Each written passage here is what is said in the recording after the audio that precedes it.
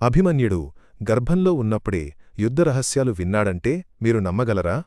ఇది కల్పితం కాదు, మహాభారత ఇతిహాసంలో చెప్పిన నిజం.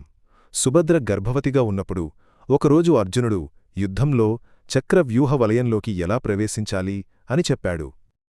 ఆ విషయాన్ని గర్భంలో ఉన్న అభిమన్యుడు కూడా విన్నాడు. అందుకే గర్భవతిగా ఉన్నప్పుడు మంచి విషయాలను తెలుసుకోవడం వల్ల పిల్లలు జ్ఞానవంతులవుతారని అంటారు.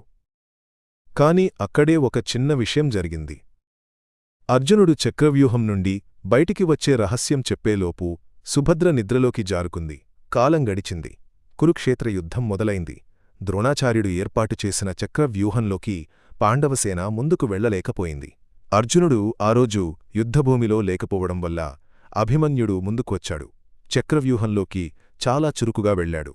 లోపల అభిమన్యుడు చేసిన యుద్ధం చాలా అద్భుతం. ఎందరో వీరులతో పోరాడాడు. కాని చక్రవ్యూహం నుండి బయటికి వచ్చే రహస్యం తనకు తెలియదు. అలానే కౌరవులు న్యాయం పాటించకుండా అందరూ ఒకేసారి కలిసి దాడిచేసి అభిమన్యుని నేలపై కూలిపోయేలా చేశారు.